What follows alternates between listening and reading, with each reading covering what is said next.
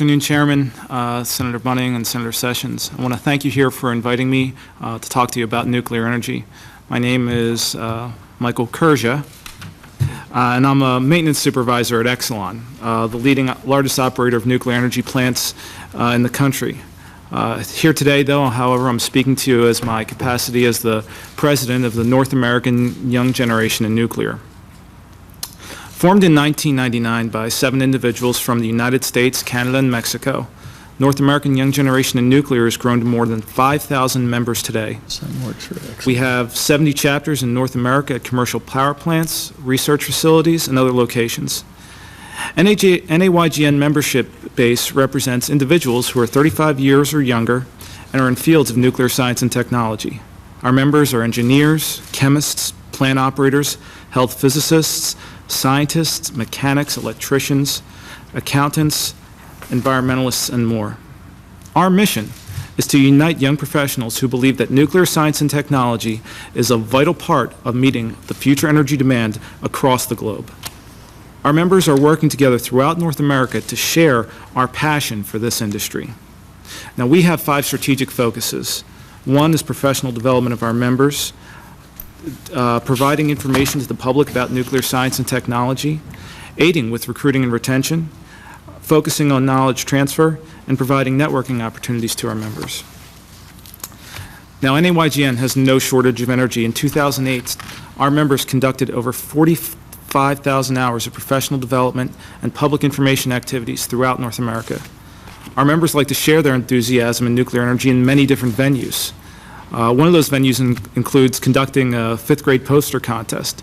In 2008, this activity had our members reaching 175 classrooms in 40 schools, and we collected over 3,500 posters. Our members also see the importance of showing our enthusiasm to key decision makers. Last month, nearly 250 NAYGN members participated in a Capitol Hill Day. We visited legislators and staff from 27 different states, held more than 100 scheduled meetings, and participated in 120 impromptu visits. I'm proud to say that NAYGM was the largest delegation ever to talk about nuclear energy issues on Capitol Hill. The energy our organization has is contagious. In 2008 alone, our organization grew by 38%. This growth is just one of the indicators that the nuclear renaissance is upon us. Our young professionals believe that nuclear energy will help our nation meet its electricity demand by providing clean energy, high-paying jobs for hundreds of thousands of workers, and reliable baseload electricity. Nuclear energy, as you know, is the world's largest source of emission-free energy. In this country, it accounts for 74% of the emissions-free generation. And nuclear energy does not burn anything to generate electricity, so it does not produce any greenhouse gases. This means that nuclear energy has a minimal impact on global climate change.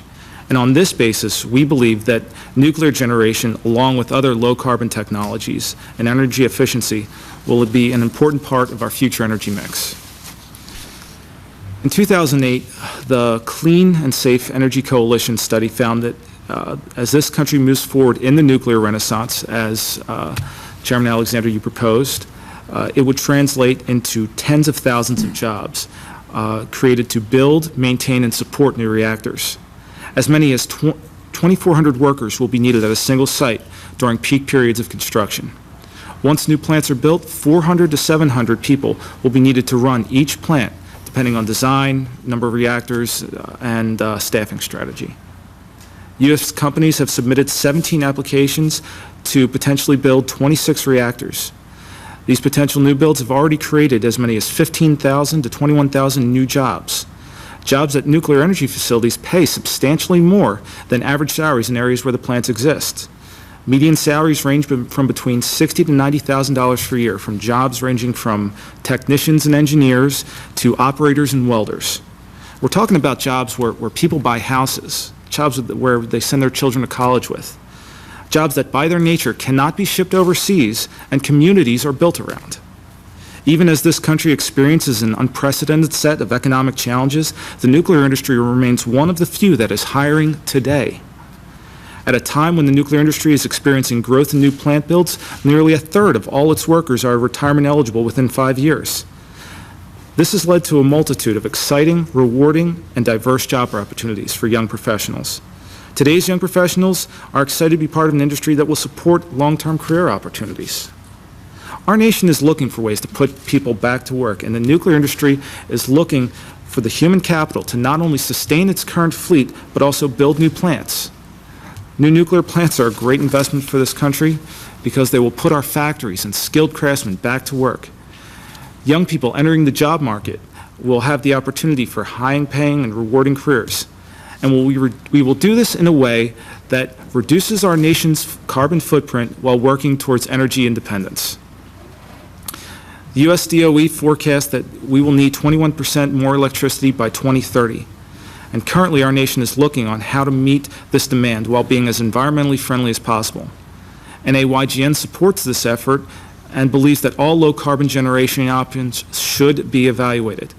And with over a 90% capacity factor, nuclear energy is the most reliable form of electricity produced in the United States. As you consider the future of nuclear energy, I hope you will recognize the important role that nuclear energy plays in providing safe, clean, and reliable electricity to our country.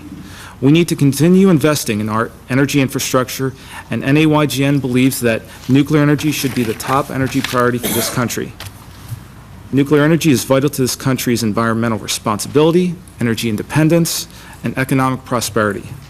The members of the North American Young Generation in Nuclear stand ready to make the nuclear renaissance a reality. And gentlemen, we need you to help create the legislative environment so it can happen.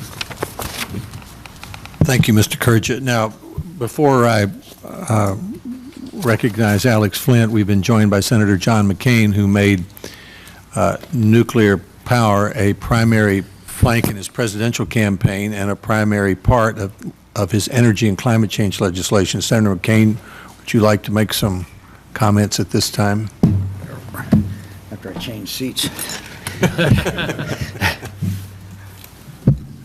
Well, first of all, Mr. Chairman, I want to apologize for being late. I was on the floor on the drug reimportation issue, which I think is also an important issue for all of our citizens, particularly senior citizens. I want to thank the witnesses, and I won't make a long statement because our witnesses make the case that we have to increase the nation's supply of clean, cheap electricity that will really reduce carbon emissions and make future electricity use in the nation's transportation sector cleaner and more affordable, and reducing our dependence on foreign oil. Price of oil is going back up, we know, as the economy recovers.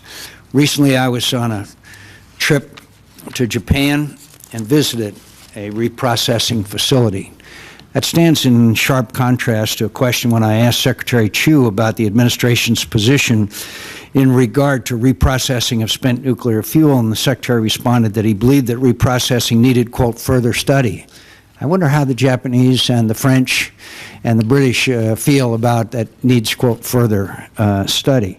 By the way, he also said that there would be no storage at Yucca Mountain. So the administration has now taken a position where they would, quote, consider nuclear power, yet at the same time we can't recycle spent nuclear fuel, and we can't store nuclear waste at a place where we spent, I believe, 16 years, and one of the witnesses knows how many billions of dollars of ratepayers' money, and so yet we would, quote, consider nuclear power. Mr. Chairman, it's well known. The witnesses can describe far better than I can and more eloquently. Without nuclear power, we do not reduce greenhouse gas emissions. I say to all environmentalists, 5% of our renewable energy can be obtained by solar power, about 15% at best by wind power. And so here we are with a situation where we're all in favor of alternative energy and will be more in favor when the price of oil goes up, and yet the administration is basically giving it nothing better than lip service. To witness, Mr. Chairman, the bill that is going through the committee, the Energy Committee, which now calls for a, quote, commission. That's the nuclear portion of the energy bill that's going through the Senate of the United States, the Energy Committee of the Senate. And by the way, one statistic, in order to replace the power generated by the Palo Verde nuclear power plant in my home state of Arizona, we would need to construct 125 miles of solar panels or over 530 square miles of wind generators. That would be to replace the electricity that Palo Verde nuclear power plant produces. And Mr. Chairman, I hope we get into it, like to end with this, I hope we get into it a little bit with the witnesses about the water requirements of solar. That's one of the kind of untold stories here about how we can generate power using solar, when in the West we all know that water is the scarcest of all commodities. So I look forward to hearing from the witnesses. I thank you, Mr. Chairman, and I thank you for your advocacy and that of the Senator from Kentucky, as well as the Senator from Alabama's advocacy for nuclear power. I thank you, Mr. Chairman. Thanks, Senator McCain. And just to complete your statement, the wind and solar panels would entirely replace the nuclear power. They would only do it when the sun shone and the wind blew. But what we'll do, Alex Flint will testify, and then let me suggest this for the senators. Why don't we do one question each, starting with Senator McCain, then go to Senator Bunning, Senator Session. I'll take the fourth, then we'll go back around each with one question until about 3:30. Mr. Flint, thank you for coming. Mr. Chairman and Senators, thank you. It's an honor to be here today. I think there is no doubt that the construction and operation of 100 new nuclear reactors would significantly advance U.S. energy security. It would advance our environment objectives, and it would Is your mic on, Alex? Thank you. Is it? And would provide thousands of new jobs. I want to share with you today the perspective from some of the utility companies that are contemplating ordering new reactors. They make their decisions based upon their perceptions of markets and the regulatory environment. And as they look out into the future, there is no certain mileposts that they can look to for guidance, but there is increasing information that provides them some guidance. So, for example, the Energy Information Administration today forecasts a 21% increase in electricity demand by 2030. While it is impossible to forecast if, when, or how carbon may be regulated, the proposed House legislation includes a 42% greenhouse gas reduction target for 2030. When the Electric Power Research Institute analyzes very similar mileposts, it concludes that we will need to construct 40 to 55 new nuclear power plants by 2030. This is just a forecast, and it is based upon assumptions, and the assumptions matter, and they are subject to change. So, for example, EPRI's analysis assumes that energy efficiency and conservation programs will be deployed faster than the Energy Information Administration assumes those programs will be deployed. So if EIA is correct, electricity demand will be higher, and we'll need to build more nuclear power plants by 2030. But assuming the EIA and EPRI models as a base, the U.S. will need to build 45 reactors by 2030. The biggest challenge in that regard will be financing those projects, each of which is forecast to cost $6, $8, or more billion. In general, U.S. utilities today are not large enough to finance construction projects of that type based on traditional financing schemes, a 50-50 debt-to-equity structure. There are steps that can be taken to address that challenge. A number of projects that are regulated by public utility commissions will be financed using construction work in progress, in which a company is permitted to recover part of the cost before the plant goes online, a concept equivalent to making a larger down payment when you buy a house. Such an approach is estimated to result in a long-term savings to the consumer of 25% by reducing interest costs. The DOE Loan Guarantee Program could have a similar beneficial impact by also reducing interest costs on new plants and thereby reducing long-term costs to consumers. It is for that reason that NEI strongly supports reforms of the DOE's Title 17 Loan Guarantee Program and proposals such as the authorization of a Clean Energy Deployment Administration. But as has been said by previous witnesses, that program currently does not have enough loan volume to fund even the early movers of the new nuclear power plants. That program currently has a loan volume limitation of $18.5 billion. We estimate that the first 4 to 6 plants that will come online in the 2016 to 2017 timeframe will need loan volume in the range of $38.5 to $40 billion. They'll need to have that loan volume by approximately 2012 when they will receive their licenses from the NRC and move into the construction phase. There are many benefits to building those nuclear power plants, just a few. We estimate that 45 new nuclear plants will employ 82,800 construction workers at a peak of 128,800 workers, 32,000 permanent jobs, $20 million in annual state and local taxes at each one of those plants. We've even estimated that combined, those 45 new nuclear power plants will generate federal revenues of $3.3 billion every year. The infrastructure required to support those plants is really astonishing. 65,000 nuclear-grade valves, 8,000 pumps, 11,000 miles of cabling. The list goes on. 18 million cubic yards of concrete.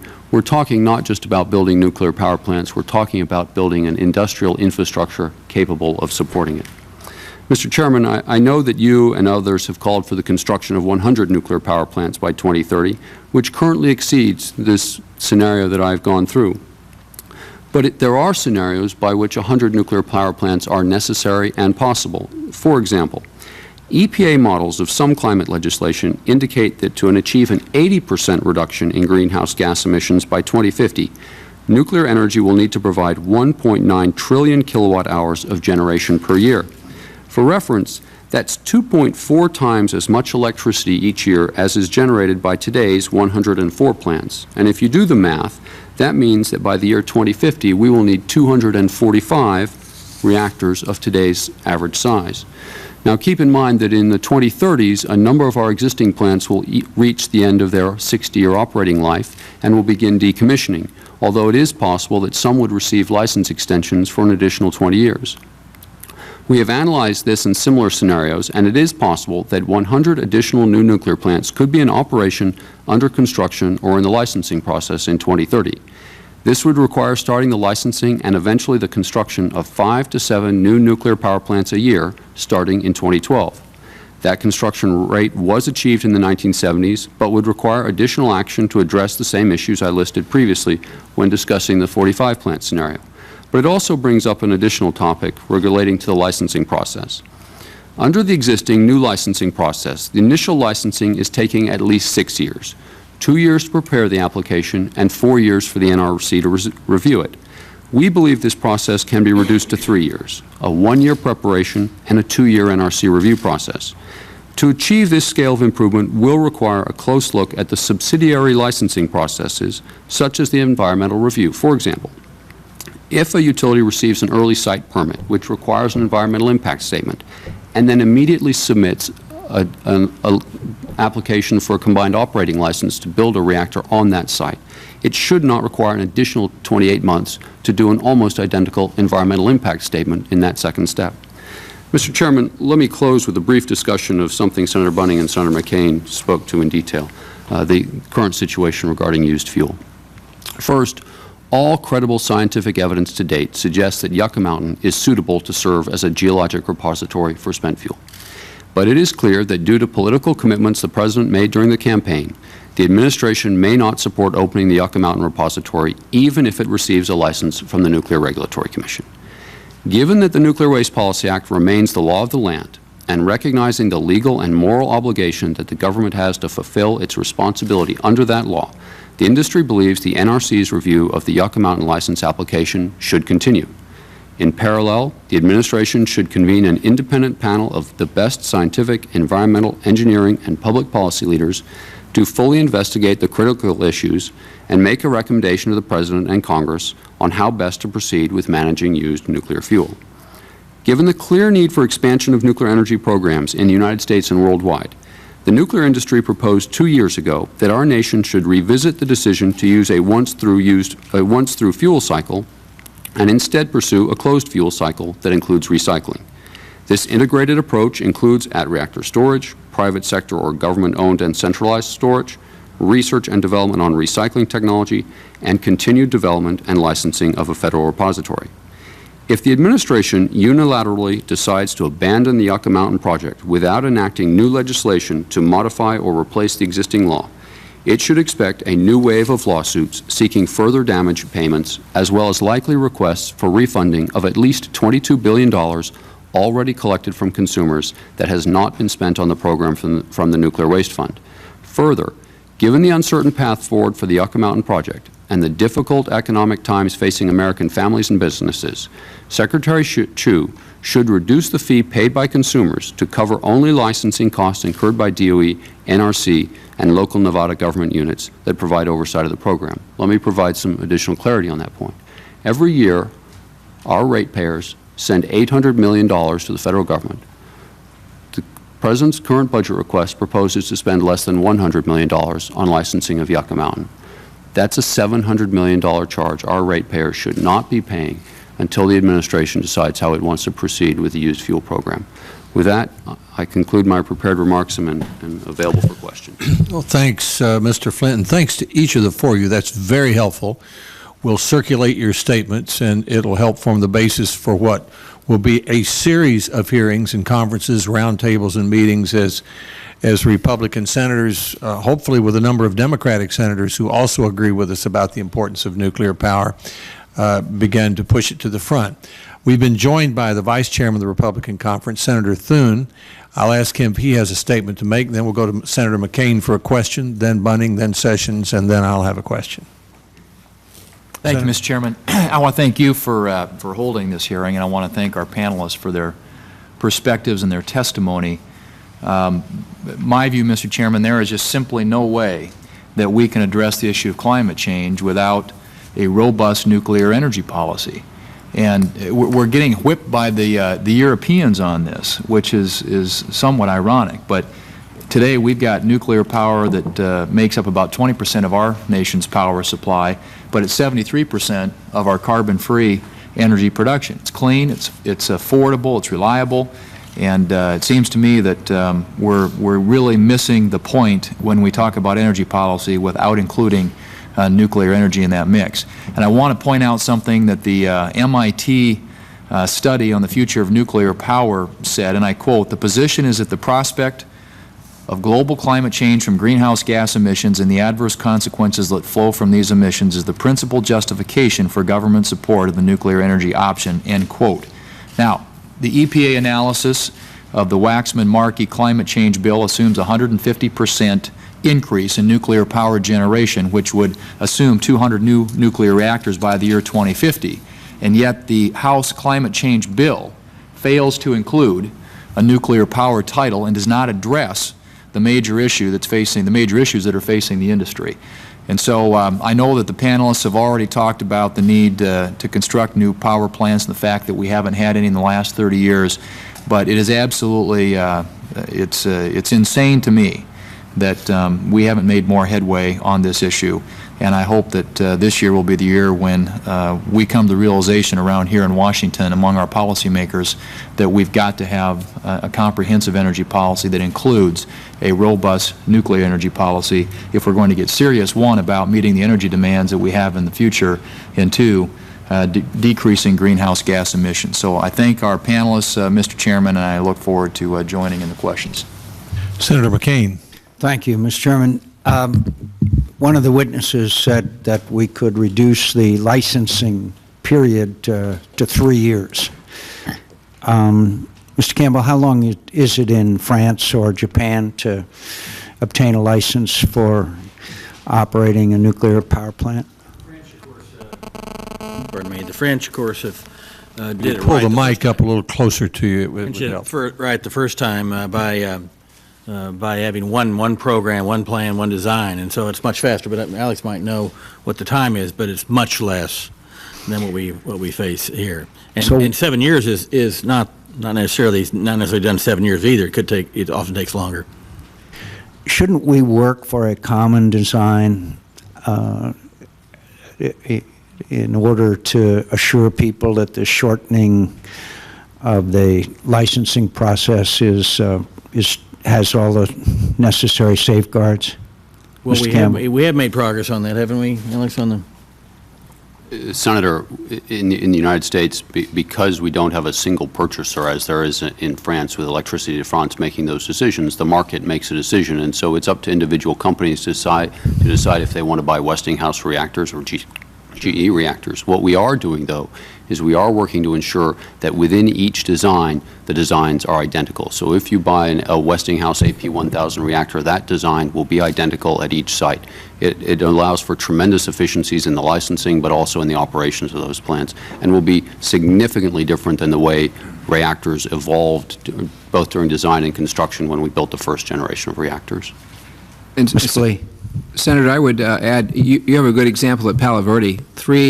They're all the same out there. If you go to up to Northeast Energy, they have one of each. There was risk mitigation, they thought, in those days of having 3 different technologies. In Japan, they'll build 8 at a site. And one of the real big advantages we have in siting new plants is they're going to go at existing plant sites by and large. And that's a big advantage. And there's no reason, in addition to more standardized designs, that we could have more units at existing sites where feasible.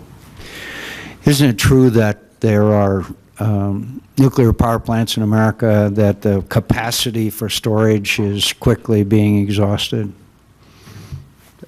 Alex, you want to take this? Senator, there are power plants where the spent fuel pools are full after re-racking, and as a result, we're building dry cask storage.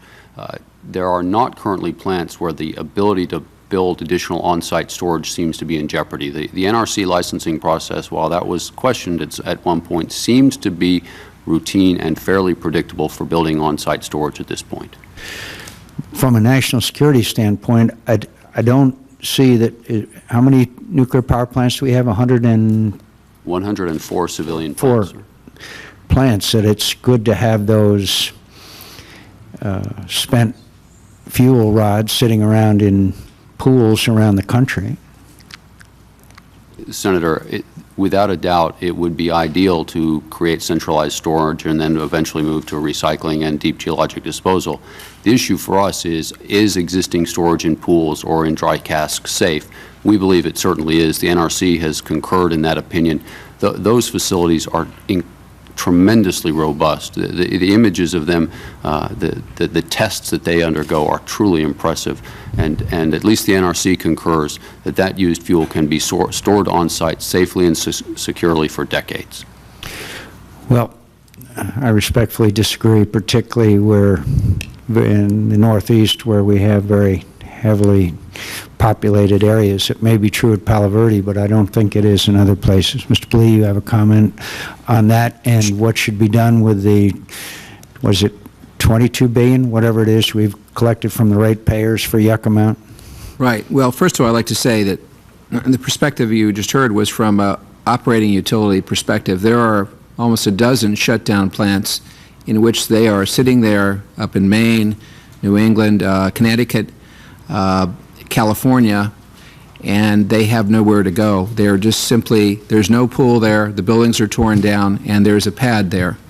So if you can imagine those for another 100 years there, I don't think that's an acceptable alternative. But what we're starting to see, sure, at-reactor storage is safe, but the fact of the matter is we can start with central storage, preferably at the repository, to jumpstart that. The second thing we can do is to certainly move forward to create a government corporation, Senator McCain, to manage this process and take that $22 billion, as you said, move ahead with the licensing of a repository, work to develop the recycle, and move forward with to solve the problems of the back end. Could I just ask one more question, Mr. Chairman? If we wanted to restart, I guess, was the best word I can find, the facility in South Carolina, how long would it take us to get it into operation for recycling? You're talking about the Barnwell facility? The Savannah River? Yeah. I think that's, last time I visited, that was pretty much shut down. I mean, to start it up, well, you have the land, obviously. I've seen the buildings. I don't know what the estimate of time. It would be probably $10 to $15 billion, and certainly a period of time for the licensing. One thing we don't have is we don't have licensing developed for siting a recycling facility, and that's something that's going to take a couple years to develop. You get in the licensing queue similar to siting a nuclear power plant. I would say you're probably in that same neighborhood in terms of a lead period there of 10 to 12 years. Thank you, Mr. Chairman. Thank the witness. Thanks, Senator McCain. Senator Bunning. Thank you, Mr. Chairman. This is a question for Mr. Flint, Mr. Campbell. Last week, an interview with BBC News, President Obama suggested that Iran may have the right to nuclear energy. I want to know how this administration can advocate allowing Iran to have nuclear power, yet refuses to allow the development of our domestic nuclear industry. What type of message do you think this sends to our nuclear industry and to the international community? Can't throw it any higher. It's just a softball. Senator, that's not a softball. But in addition, I have to caveat by saying, of course, I can't speak for the administration, but let me share a perspective on that issue, if you will.